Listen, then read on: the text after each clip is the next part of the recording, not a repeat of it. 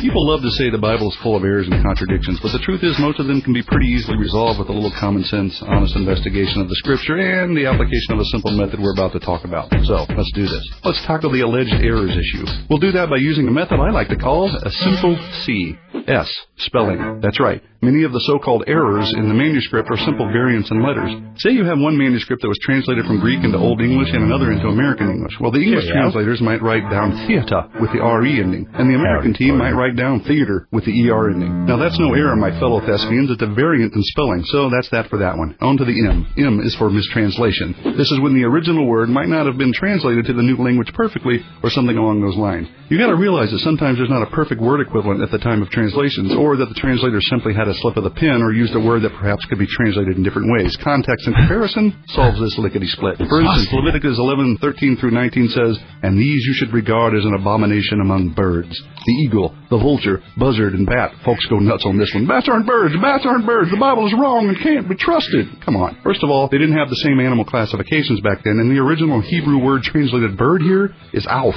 or however you pronounce that. And although correctly translated bird in many places, it also has a broader meaning like having wings or winged creature, which would, of course, include bats. This is all settled pretty easily with a little looking and thinking, I'd say. Moving on to P for perspective. Sometimes the testimony of two people can seem contradictory, but when you pay close attention, it might not be that way at all. Quick example. Say there was a car parked in the middle of the street. There's a person on the right of the car and a person on the left. The person on the right says the car door is blue and there's a baby in the back, and the person on the other side says the car door is white and there are two babies. Now, how can this be? These ferocious liars can't be trusted. Now, wait a second there, Jimmy Conclusion Jumper. Fact is, the car could be painted white on one side and blue on the other, and if there are two babies, then there is one, right? So both are actually illuminating the fullness of the scene. Remember, the guy on the right didn't say there was only one baby, he just mentioned one. You gotta pay attention to the language and perspective, people. Sometimes the whole truth is in the details, you follow? L. Literal versus figurative. It's pretty clear that the Bible contains different writing styles like poetry and narrative and uses different parts of speech like similes, metaphors, and analogies, pretty much like we still do today. So if we really want to interpret correctly, it's our job to realize and understand the difference. How, you ask? Great question. By looking at the immediate context using our noggin and comparing it with the rest of Scripture. That way we understand when Jesus says in John 10:7 that he is the door, he doesn't mean he's a wooden rectangle that swings on hinges. Need I say more? Finally, C for context. This is the biggie, folks. I'd say most alleged error issues arise when people don't acknowledge the proper context of the verse. They quote only part of it or purposefully misuse it. They might say John 3:16 says, "For God so loved," but they say Deuteronomy 16:22 says, "The Lord your God hates." Now, which is it? Does he love or does he hate? Well, this is silly, because the context of John 3:16 is about God's love for people, and the Deut verse is talking about his hate for pillars. If you hack, twist, and misquote everything, you can pretty much make it say whatever you want, and that's not really searching for truth. So, there you have it. With a little effort, honest investigation, and application of the simple C method, the idea that the authority or inerrancy of the Bible is in any way diminished due to errors has been debunked. Is he done? Because I need a nap. This is Wretched Radio. I'm winded.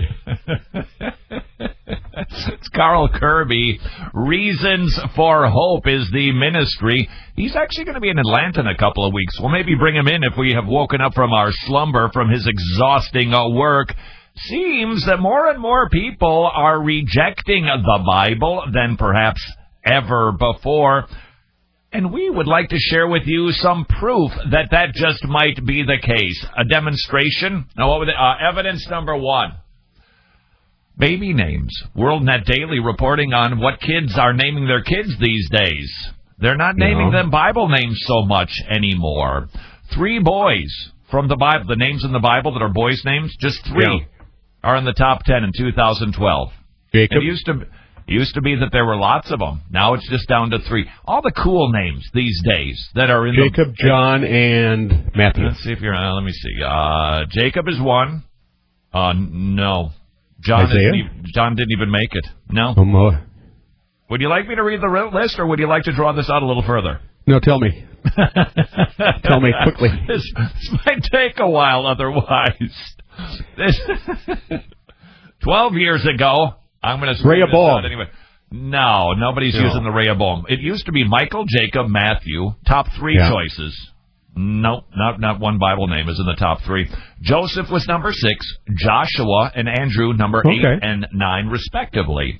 The name Paul in 2012 didn't even make the list. Paul is completely out of there. Here are the boys' names, top 10 in descending order. Number 10, Jack. I like that name. Hey, that works for you. I'll never forget. With our second child, we thought we were so clever And the nurse said, so, what are you going to name her? By the way, I think it was with Haley.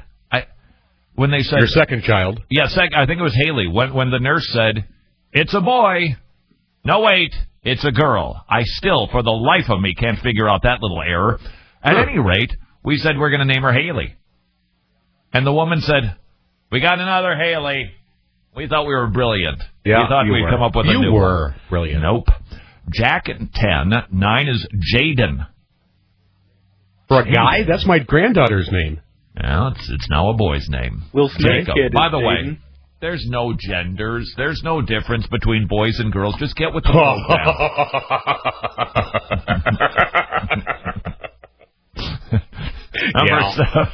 Number 7 is Lucas, which is worth billions these days. Number 6, Noah. Did a little Old Testament dip right there. There you go. He didn't used to be in the top 10, but now Noah made it. Number 5 is... Hey, do you know what the noetic effect of sin is? The noetic? Yeah, the noetic effect No, of what is sin. the noetic effect of sin, sir? You would think it had something to do with Noah or the flood. I would just guess. means because of the fall, our thinking is all goofed up. Uh-huh. With the Wouldn't that be noetic the Adamic of sin. effect? No, we have an Adamic nature because of Adam, the noetic effect. I don't think it has anything to do with Noah, because it's not N-O-A, it's N-O-E. Noetic. Oh. Yeah. Got Probably it. some Hebrew word in there like alf for bird. See, that's why Hebrew is such a wonderful language to learn. Bird, alf. You see? Oh, you know what? It could be aviary, but it's not. Hebrew. I don't think there's any word except for a proper name that at least sort of sounds like an English equivalent. Alf. Bird.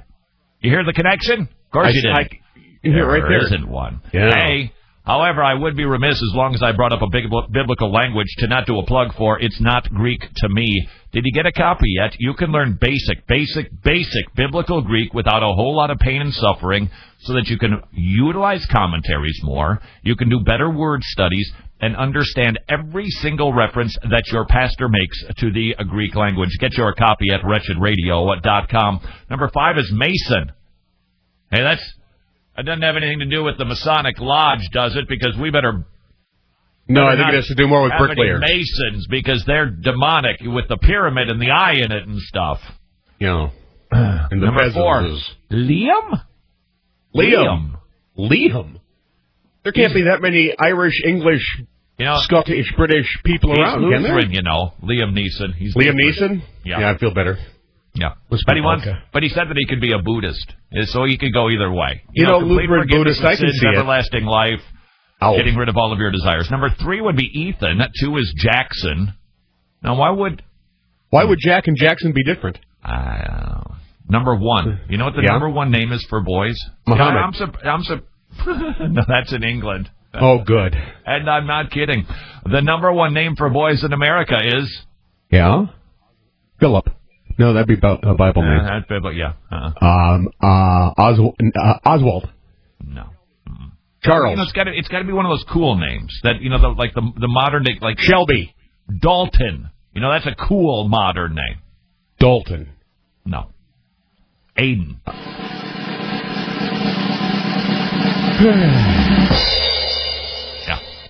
Yeah. I heard that there was a couple that actually had twin boys. Yeah. They named the first one Aiden and the second one Benton. Because then they could do the, hey. You couldn't have been sick enough to stay home, We got a ton of them. Don't worry. We won't run out of those jokes. Would you like to hear the girls' names? I'll give them to you anyway. Number 10 is Madison, like the town, where a lot of nice town, nice little lake there, Lake Monona in Madison.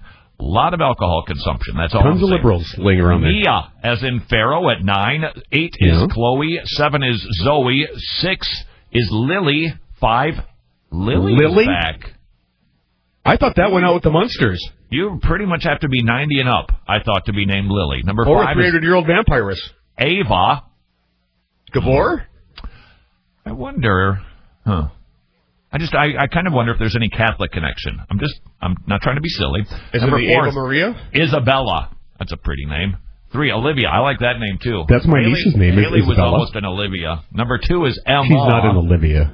And the number 1 name for girls, well, it's sort of biblical, but not really. Sophia. Frederick. No. Sophia. Hey, I know a Sophia. I think Sophia Cruz. Who's she? Coppola? She's like a little 2-year-old that I know. Wonderful actress, Sophia Coppola. Better director. A sign America is moving away from any sort of a biblical foundation. Now, I don't care what you believe about the founding of the nation.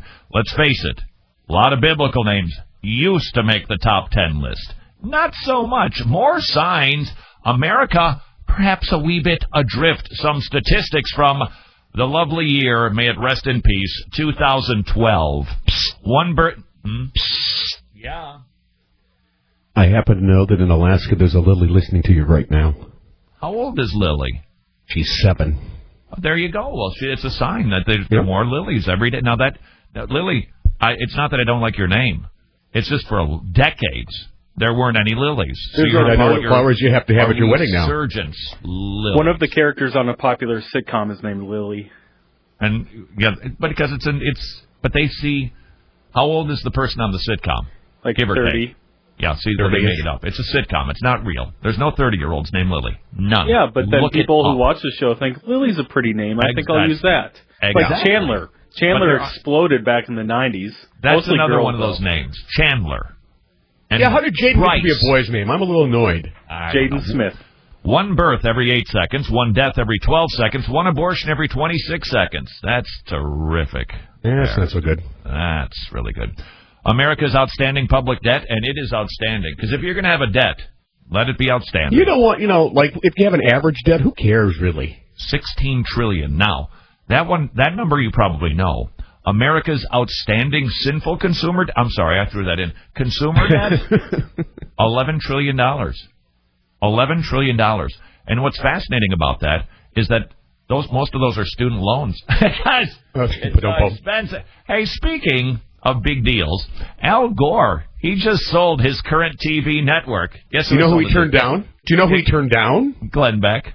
He turned down Glenn Beck, but luckily Green Boy sold it to Al Jazeera. Yeah, that's right. Yeah, that's right. Yeah. And he got oil producing Muslims now have a foothold. Yeah. That's right. Good. Yeah, but at least he got the deal done before January 1st when the new taxes go into effect. Because he does his fair share. Because he's a patriot. At least that's what he said from his mansion, his carbon footprint mansion in Nashville there. No, I don't have a cold. What is that I smell? Still have a bit of a sore throat. Yeah, that would be the smell right there. Average mortgage debt per U.S. household, $149,000. Average student loan debt per household, $34,000. We're under that. Median household income, $50,000. Would you like to know the median salary of a megachurch pastor? Yeah. Now remember, a median household income is husband and wife all put into one pot, averaging $50,000. That's both incomes. Yep. Median salary of a megachurch pastor, $120,000. Dude, we're in the wrong business. And you get nicer suits. You don't get the suits where I get the suits. I'm telling you. And you get to fly in your own jet. What you get right there. Percentage of Americans who identify as Christian, 78%. Funny. The electorate doesn't really reflect that statistic, does it? Percentage of Americans who identify as evangelical, 26.3%. Percentage of churchgoers that have not told another person about how to become a Christian in the previous 6 months. 61%. 61%. Witnessed to nobody. The number of Christians that were persecuted for their faith around the world, estimated, you'll not guess this number. I don't have a clue. 200 million. 200 million. Horrible what's going on. Right now, your Christian brothers and sisters are being persecuted. Right now. You and I, with our first world probs, we wake up on a Saturday at 11 o'clock and go, I don't know if I should have lunch or breakfast. That's a first world problem right there. Right now, 200 million of our Christian brothers and sisters are being persecuted. Have you been praying for them, by the way? And finally, another statistic from the year 2012. I think you'll be able to get this one, Tony. The number of predictions about the apocalypse that came true last year? 0. I've lived through several pandemics, and I think, 4 into the world? I think it was Haley, again, who asked the question. Or maybe it was Em, who asked the question. Okay, so the calendar ran out. First of all, why are we believing that? Second of all, by what end? By what authority? Who's putting an end to the world? Who's running this show? Their imaginations, honey. Their imaginations. This is Wretched Radio. If you need help separating the true from the almost true, check out Drive-By Discernment. 70 lectures to help you learn who, what, and how to judge. When does a false teaching become heresy? What's the role of the church in defending the truth? And you'll learn how to discern for yourself. You'll avoid theological ditches, and you'll make sure you're walking in the gospel truth. Taken from the best of the best at the Psalm 119 conferences, get Drive-By Discernment today at wretchedradio.com.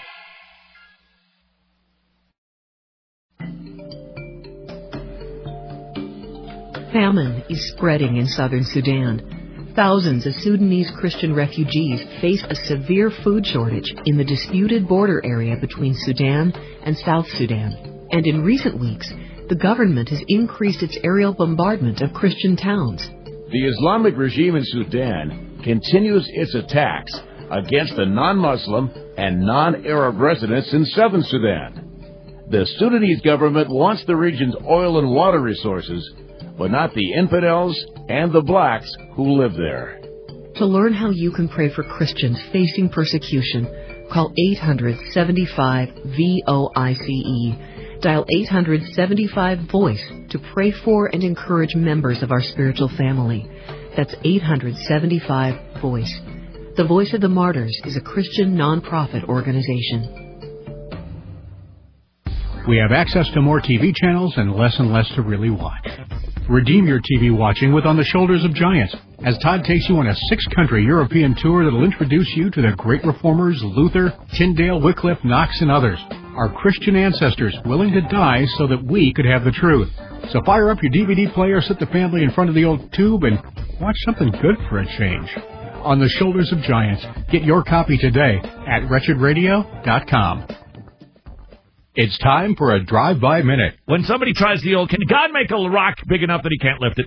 Is that a valid argument? No, it's not a valid argument at all whatsoever. Because what God does in the exercise of his almightiness, in the exercise of his power, are expressions of his character and his will. So it's a hypothetical, but it's a false hypothetical. I could say God would never do that. Well, besides, it's a nonsense question, really. Yeah, it's silly. Can he make a square circle? Yeah, it can't be done. No. But wait a second. You just said something that was really, really good. Everything that he does is an expression of his nature. Yes, of his character and will. Yeah. And that's why there's some things that he doesn't do because, well, it's not what he's about. It's not in his nature to do it. See, we tend to think of choices in terms of the ability to will the contrary, right? God cannot sin, but sin is not a valid choice. You can get Drive-By Theology and all of our Drive-By resources at wretchedradio.com. Pornography is an epidemic, and no one's immune. Men, women, children, pastors. Anyone can be affected, and the epidemic is growing. If you can't break the porn addiction, get Slaying the Dragon. We believe this CD has 2 principles that everyone needs to hear to slay the dragon of pornography. Why put your career, your family, even your soul at risk? Don't let porn win.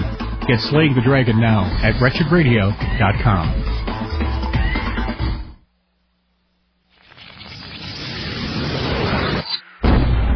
We are here today to guarantee the personal freedom of every American. Abraham Lincoln claimed that the Bible moved him to issue his Emancipation Proclamation. Specifically, he cited Exodus 6:5. I have heard the groaning of the children of Israel, whom the Egyptians keep in bondage. Slavery's bad. Sorry. Don't want to burst your bubble. This is Wretched Radio with Todd Friel. Nailed it again. Here's hoping we get farther than last time. Well, we talked about Brett Musburger. I had to look him up. 73, good on him. And this is Wretched Radio. I was surprised. I don't know how he got the call for the big game, but he did. And I thought overall, with the exception of the fact that Tony thinks that he was, creepy. Okay. Disturbing? Yeah. Oh. Annoying? I don't think that... Well, wouldn't that be reading in a little bit? I mean, why was it lecherous? Just the first thoughts I had. But are they accurate? Probably.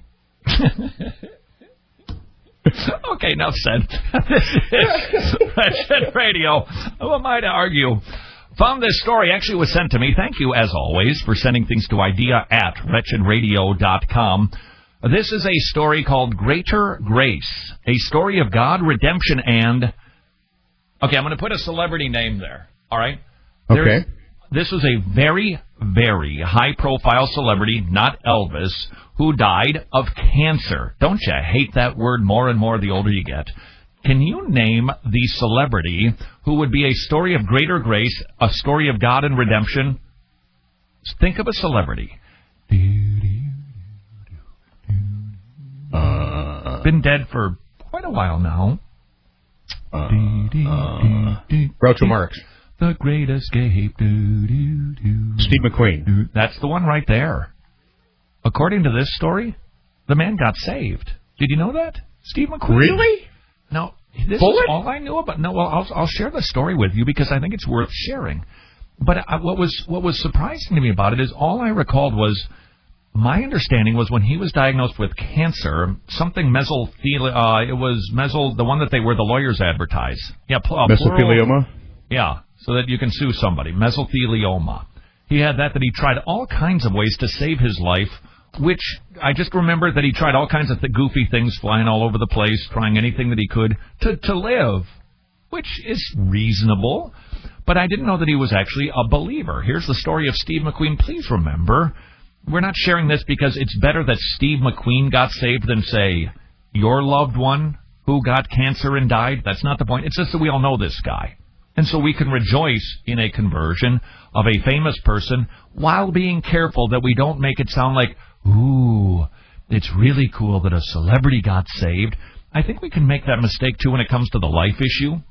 Do you know that Ludwig van Beethoven was almost aborted? Can you imagine life without the music of Beethoven? Or was it Mozart? One of those guys. Well, can you imagine what NPR would be like if we didn't have their music? Wouldn't that be terrible? So first Alabama, Auburn. Yeah.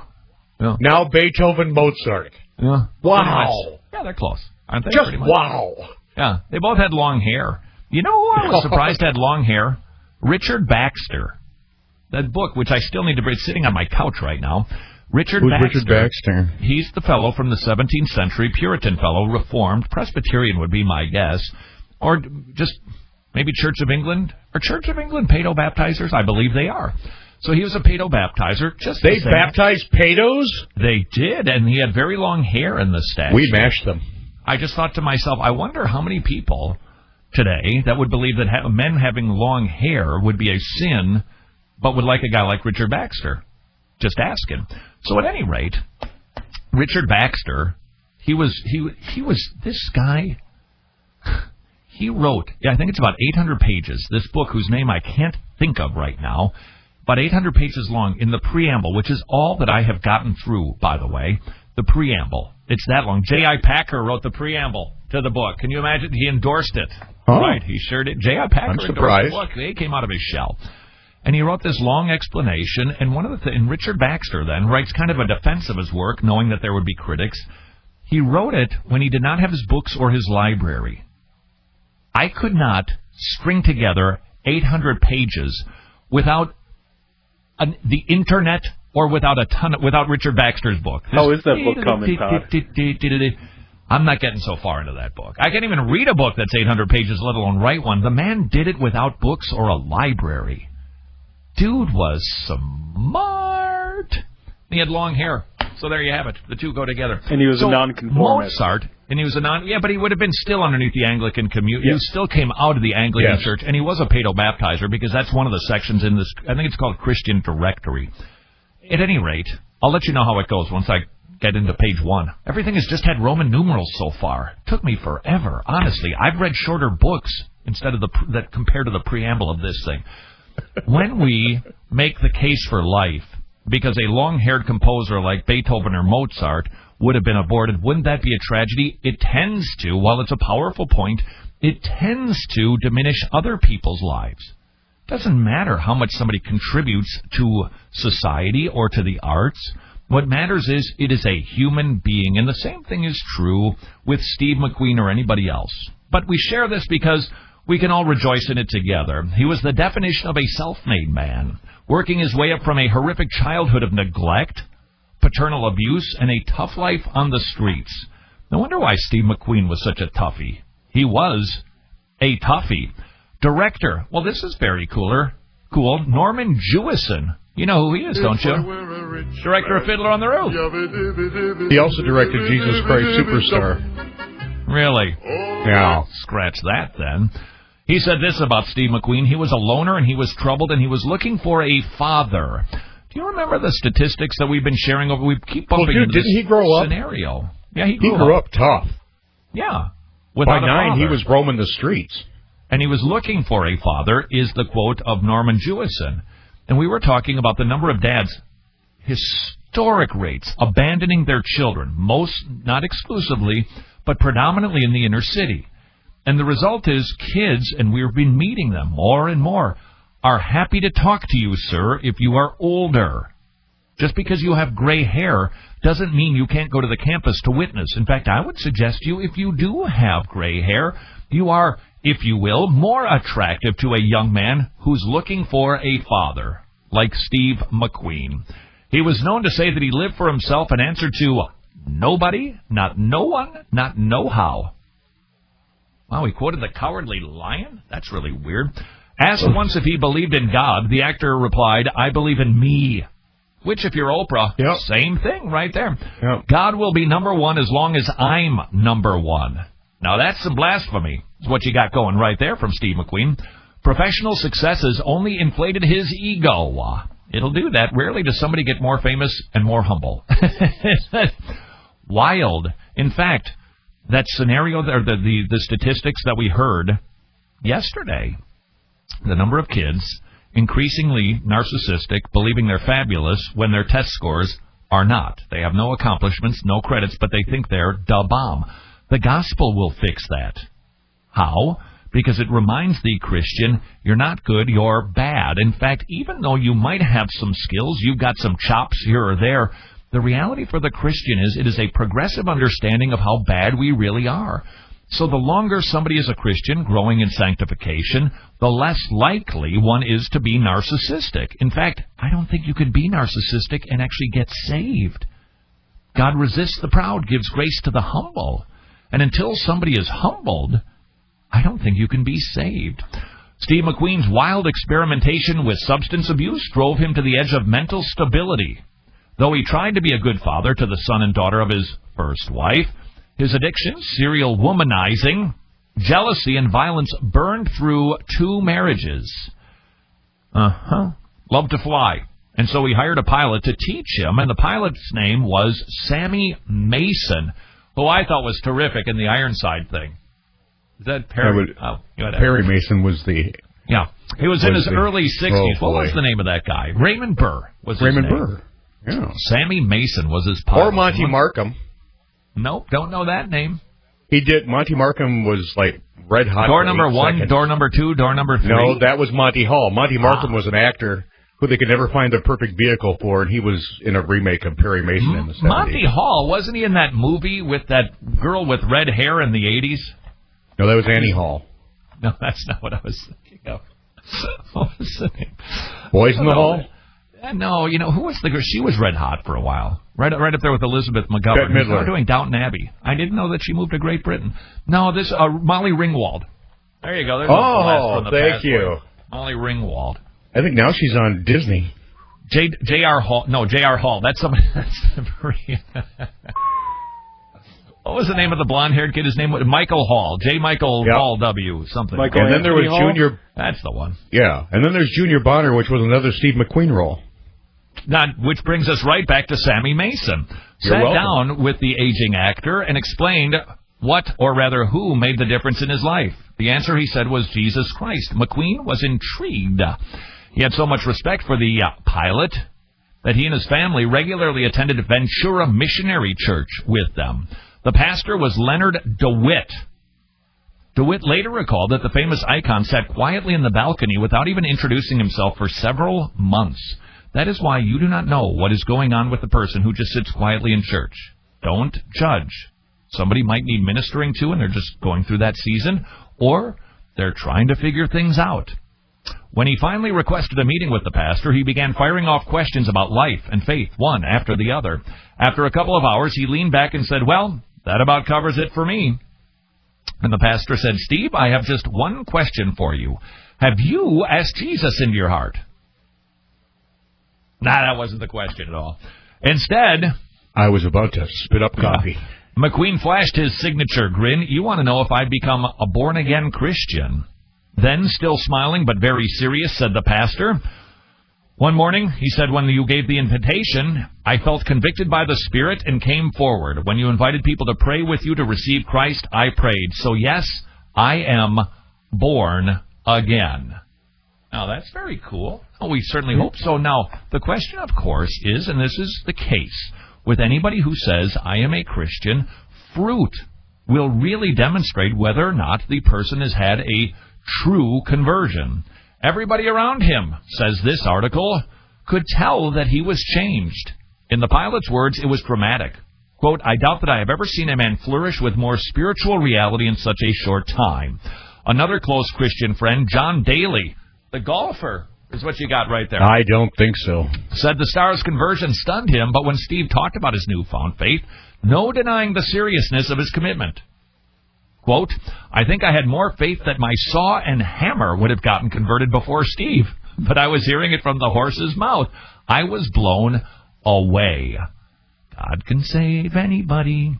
Under the discipleship of the pilot and Pastor DeWitt, McQueen could often be found praying or poring over his Bible. Diagnosed with pleural mesothelioma, he was being flown out to get cancer surgery, and you know what he requested? He wanted to meet Billy Graham. Billy Graham came, spent some time with him, gave him a Bible. Apparently, as he was put on the airplane, he held the Bible with him, holding on to his Bible, clinging to it. Steve McQueen did not survive the operation. He died of a heart attack with the Evangelist Bible resting on his chest, open to his favorite verse. That would be your John 3:16, "For God so loved the world, he gave his only begotten Son, that whosoever believeth in him should not perish, but have everlasting life." So by all accounts, it would appear, according to this testimony, you and I will be seeing Steve McQueen in heaven. You know what happened, don't you? Mm-hmm. His motorcycle, when he was trying to... Oh, get ready for this. Wow. Yeah. This is going to be really awful. You know how he tried to jump over the fence in The Great Escape? Yeah. Yeah, that was his own words. A really lame sermon illustration. He was trying to, jump over it by himself.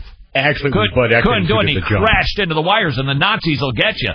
See, the Nazis represented the devil. Oh, boy, I'm getting into trouble here. A really lame sermon illustration. But when he believed John 3:16, repented and put his trust in Jesus, Jesus took him to heaven. Not his own words. How cool is that? This is Wretched Radio. Pornography is an epidemic, and no one's immune. Men, women, children, pastors. Anyone can be affected, and the epidemic is growing. If you can't break the porn addiction, get Slaying the Dragon. We believe this CD has two principles that everyone needs to hear to slay the dragon of pornography. Why put your career, your family, even your soul at risk? Don't let porn win. Get Slaying the Dragon now at wretchedradio.com.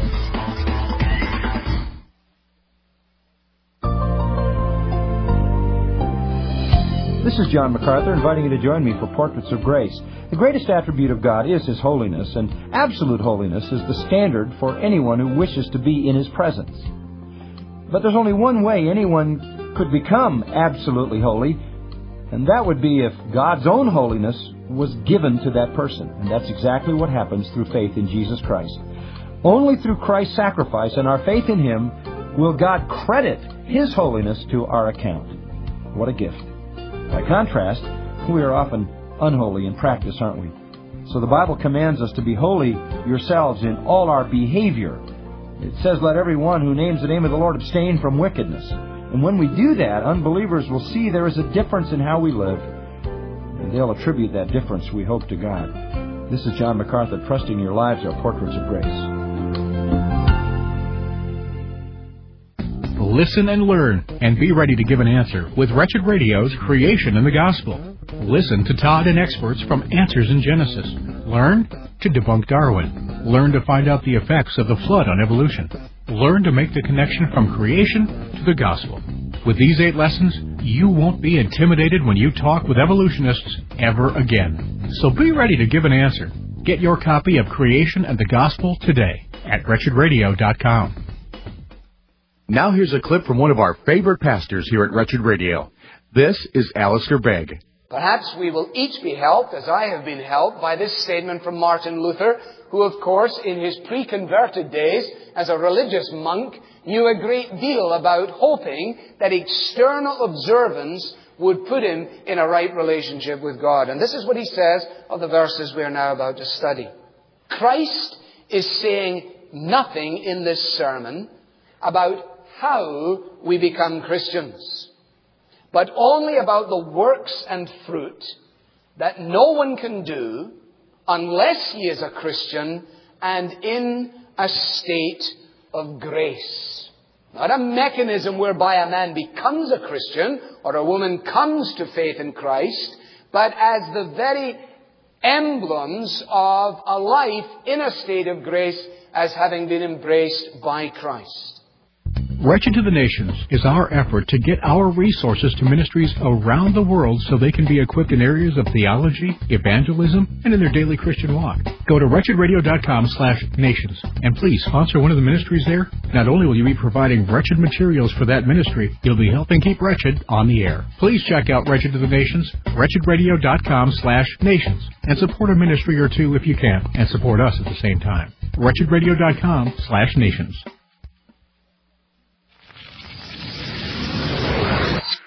Why must you needlessly complicate everything? In the 1800s, Matthew Maury, an officer in the United States Navy, wrote the first book on oceanography. Maury earned the titles The Father of Modern Navigation and The Pathfinder of the Seas when he discovered the hidden paths and currents of the ocean. How did Maury find the paths of the sea? By reading Psalm 8, which describes the paths of the sea. No, I'm simply stating a fact, that's all. This is Wretched Radio with Todd Friel. Joy to the world. Now a song for bullies. This is Wretched Radio. Parents in Missoula, Montana, upset that the kids were singing Joy to the World, stating, to sing songs like that in good Christian men rejoice. It's a form of bullying. Yeah, that's right. Huh? Living in America. Times have changed in the U.S. Spell that with a K. Fathers disappear from households across America, reports the Washington Times. Big increase in single moms. That's not good. In every state, the portion of families where children have 2 parents rather than 1 has dropped over the last decade. Hey, at what point can the seeker-sensitive church take credit for some of this? At what point will they step up to the plate and say, okay, this one's on us. We're the dominating evangelical force in this country. Put the blame on us. I don't expect it to happen anytime soon. Here's the way that I see the trends of the evangelical church. Seeker-sensitivism came in, let's call it 1980. Let's just call it 80. Really picked up steam in the 90s. So for the last 25 years, we've been experiencing seeker-sensitivism. Now, there's a new group of people that are saying, we need to change church. We need to make it cool. We need to make it hip. We need to make it groovy because kids aren't liking their parents' church, and they're walking away from it in droves. In other words, they're walking away from the trend of seeker-sensitivism. So what are we creating for them now? A new trend. So we'll get those kids hooked into the latest trendy evangelical church, but then they'll grow up, they'll have kids, and then guess what? We'll have to reinvent a new kind of groovy, relevant church because their kids will be sick of that type of church. I've got a kooky idea. How's about just getting back to doing church the way, I don't know, the Bible says that we should do it? Maybe we should be doing it the way the church has done it in the past. Maybe there's something to be said for that consistency. Maybe there's actually some biblical reasons so that we're not just blown about by every whim and every trend, and that it doesn't have to be a laser light show to capture people's attention. Huh? Maybe ixnay on the trendiness would be a little bit more helpful. The number of two-parent households increased by 1.2 million. That's right. The number of two-parent households decreased by 1.2 million. 1.2 million. 15 million U.S. kids, 1 in 3, live without a father. 1 in 3. Could it be that's why I've seen the trend on the university campuses that when you go to witness, the young men are happy to talk to you, sir, because they're without a dad. They don't have that sort of influence, and they're just happy that somebody says, hey, young man, I'm interested in your life. Let's talk. Because they've never heard an older man say that to them. Hey, young man, I care for you. Tell me your story. I wonder if that's a part of it, at least. 1 in 3 live without a father. Nearly 5 million live without a mother. Brutal. In 1960, 11% of American children lived without fathers. That's 11%. It's now up, of course, to 33%. So since 1960 till 2012, progressivism, liberalism, and the seeker-sensitive church has helped us attain a fatherless rate. 3 times what it used to be. Married couples with children have an average income of $80,000 compared with $24,000 for single mothers. It's better for kids. The predilection among men to walk away from their babies is concentrated in the inner city. Specifically, the lack of live-in fathers, overwhelmingly a black problem, regardless of income level. Regardless. 54% live with only their mother in the black community. That's a huge problem. Huge problem. And you're right. There's no social problem that is going to fix that. None will fix that. It just won't. You're not going to change the hearts of men by inspiring them with tax cuts or with giving them new programs. They need a heart transplant. And that is why the answer to the questions and the problems in our society, what do you know? It's nothing new. It's the gospel. And that is why, over the course of 2012, we were so thrilled at the response that you had toward the biggest project. People buying the DVD of the gospel presentation that we put together, and then teams of people volunteering to go out and give them away. It was magnificent. Over 250,000 gospel presentations were given away. That is staggering. Trish is still with us on the telephone. Trish, I'm just reading through your latest update. So many of these stories are so sweet, what people are doing, and I've got the pictures here of people, nursing homes. Hey, by the way, do you remember Adam and Becky in Georgia? Yes, from Georgia, yes. They were. I saw them up at Gainesville State when they were giving away the biggest question. So I ran into Adam the other day, and after I picked him up, he said, we've been giving away the Spanish biggest question. This was not a part of a program. I've driven by it before. In fact, I was driving by we're in the South. I think this happens in Texas, too. This is very weird if you live in the North. Mexican men standing out in the corners waiting to be picked up for day labor. It takes some getting used to. It was very odd for us. And there's a group right on this particular highway. They stand in front of, it is a trailer park home. And it's pretty rough, and it's pretty beaten up.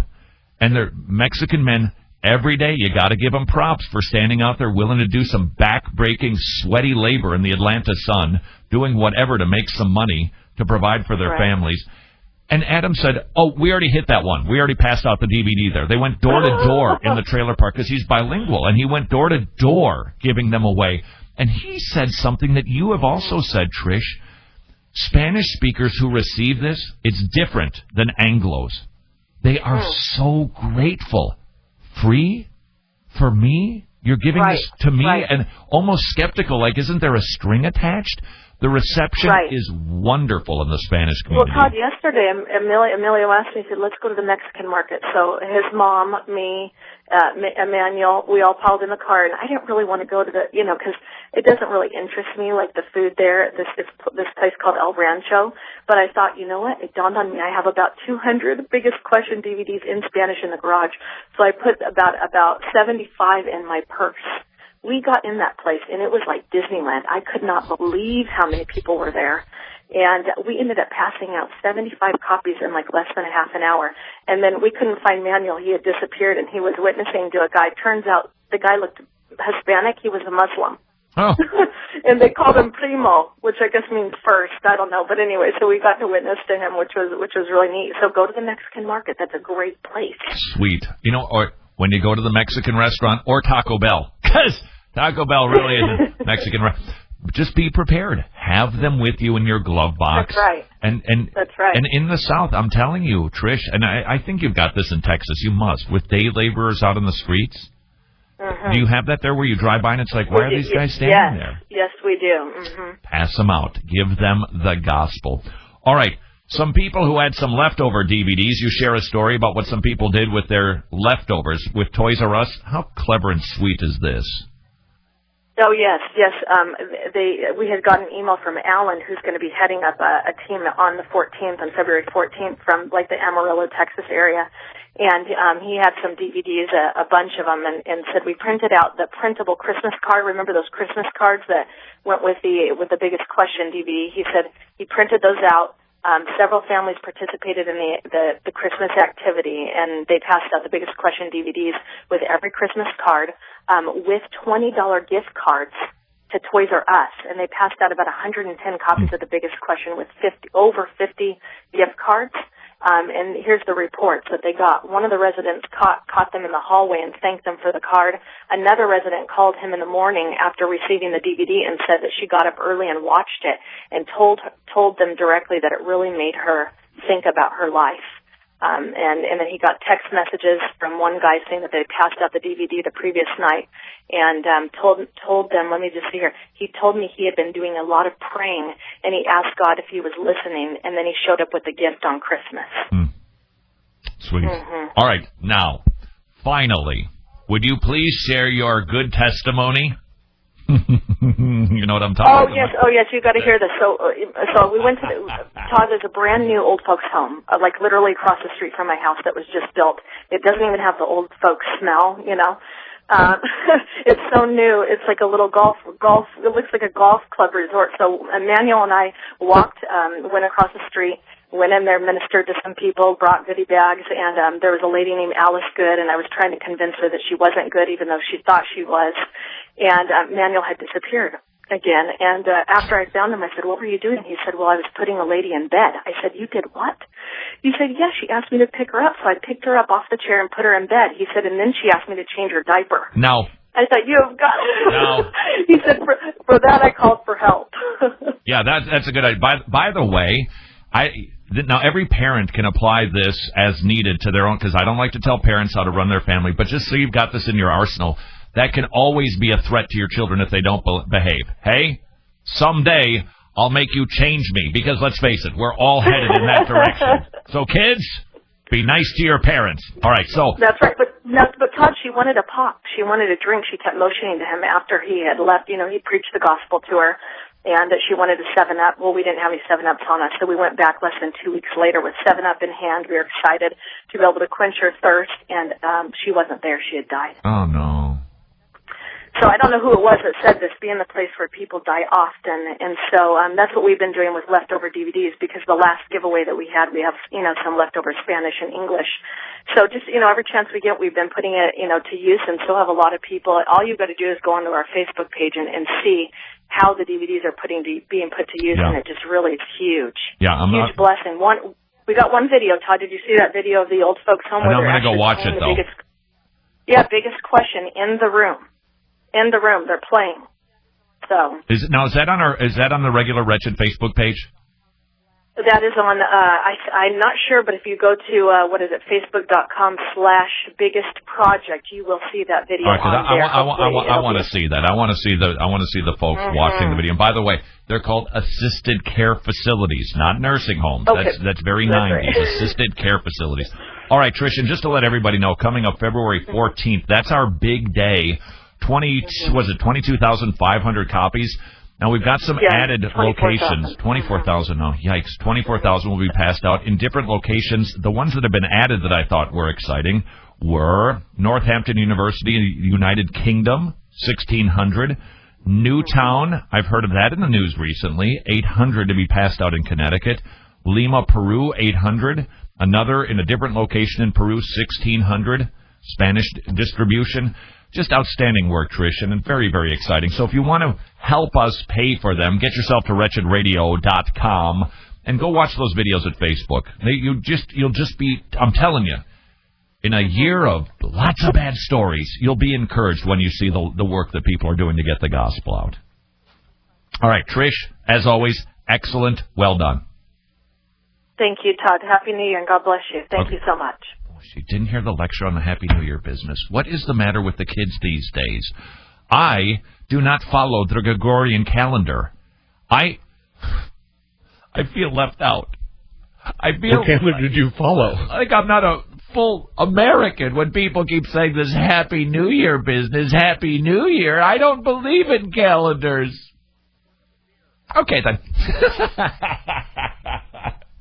I'm trying to work up a care. Hang on. If somebody would wish me a happy Martin Luther King Day, I don't believe in him. Well, wouldn't that get some eyebrows raised? I don't believe in Martin Luther King Jr. You're way too early for that, dude. Well, it's coming up in January, isn't it? Usually like President's Day. Now tomorrow. Yeah, I don't believe in Martin Luther King Jr. So don't wish me that. You'd probably get in trouble from somebody for that. Racist, hater. Well, you know. Drank the haterade, didn't you? I don't believe it. Okay, I know you don't believe in Christ. Fine. You don't believe in Jesus. I got it. Does it kill you to hear Merry Christmas? Dennis Prager, he wrote he's an Orthodox Jew, and he wrote something very interesting about how when he traveled to like Istanbul when he was a kid, how he said, I was missing something, and he realized what he was missing. Christmas carols. Even though he doesn't believe in Christmas, he said, I miss Merry Christmas. I miss the lights and the twinkle. He said, because it's good for society, and Christianity has been very good for Jewish people. Best place to live for Jewish people in this country. Christianity. Fancy that. Until next time, go serve your king.